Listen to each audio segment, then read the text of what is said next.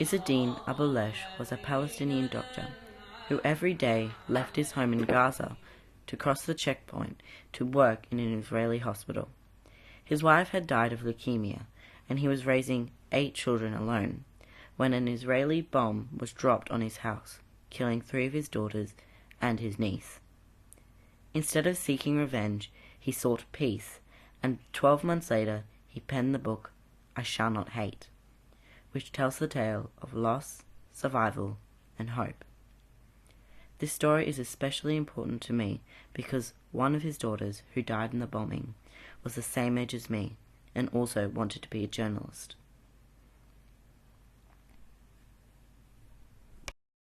The death of my daughters, it was something unexpected. I was expecting anything to happen in life, but not as this tragedy. It was a Friday, 16th of January 2009, and for 3 weeks they were under firing, shelling from everywhere. When the Israeli invasion and the war started against Gazans, it's a craziness, it's not war. They were girls. And the 4:45 p.m. is a day when an Israeli tank to hit my house with 2 shells, killing 3 daughters, 1 niece, and severely wounding others. They were girls. They were armed with love, with education, with the plans, with hope, with care about others. There was no reason for them to be killed, and they did nothing. I am sure children are innocent. They have good, open hearts and minds,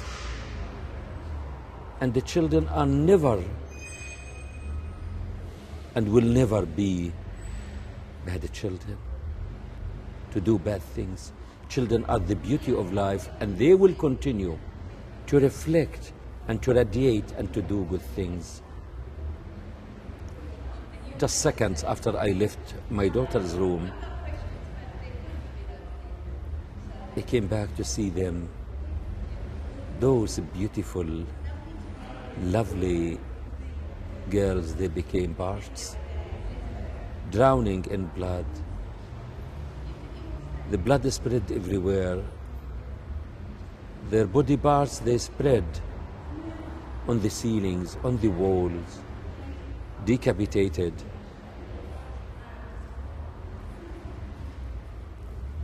In a time that I know what is the meaning of saving one's life, in a time I know how hard do we work as medical doctors to save one patient and to rescue the people.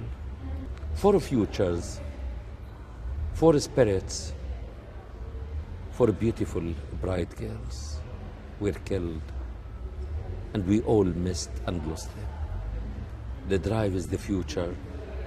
The drive to live is other children as my children. The drive is the hope. The drive is not to give up, to be determined of not accepting what happened, but to change it. The drive is my daughter's souls and the blood, that I am determined to bring them justice, and that their holy souls and noble blood wasn't waste. The drive is being a human, to do something and to act and to change the situation in which my daughters were killed, and to save others.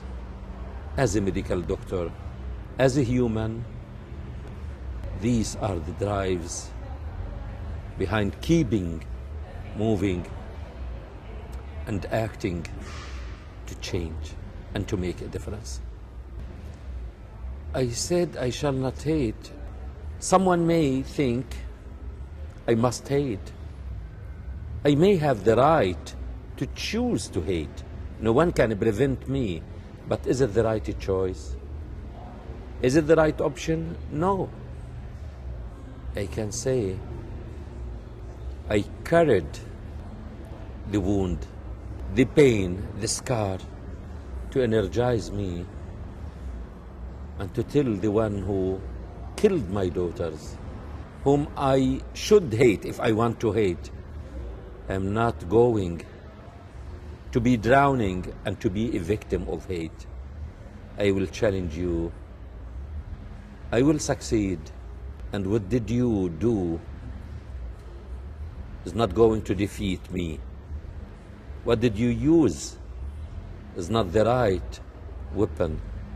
There are other stronger, militant weapons: wisdom, kind words and good deeds. And to challenge him, hate is a poison, is a disease. It is destructive. To the one who carries it, it's a fire that burns the one who harbors this fire. And the one who carries it is destroyed and burned by the fire. And the one you plan to hate is sitting there knowing nothing about you. The antidote of hate is success. To challenge, to keep moving, and not to lose direction. I feel sad, I feel angry, I feel outraged that I don't accept it. Children are not collateral damage. Children are children. Children are the beauty of life. Children are life. Children are the future. Children everything. They are not objects. It's intimidation, it's immorality and unethical to look at the children as collateral damage. They are not objects or materials. And we must not accept that. And to show those who said they are collateral damage, if they have the hearts, if they have the minds, if they have children, if they would accept to look at their children as collateral damage. And we must all stand up to defend those children who were killed, those innocent children, to defend them because they were killed. And second, because someone intimidating them, even stabbing them in their death, to consider them as collateral damage. But deprived from the childhood, as if I was born to live in abject poverty and suffering. But I can say, this is the motive. This is the hope that I can succeed, I can challenge. And I challenged all those man-made suffering and the challenges of not giving up, to say, I want to survive, I want to live, and I will live, and I will achieve my goal and others' goals. Of course, hope is life. Seeing you is the hope. Seeing you as a child running this interview, I see my children, I see myself, I see the light in your eyes, in your face. You are the hope. As long as I'm living, as long as you are here, there is hope. Hope is lost when I am not here or you are not there.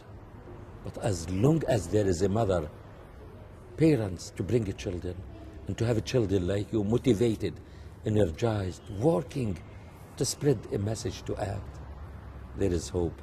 Seeing you tells me and strengthens my hope.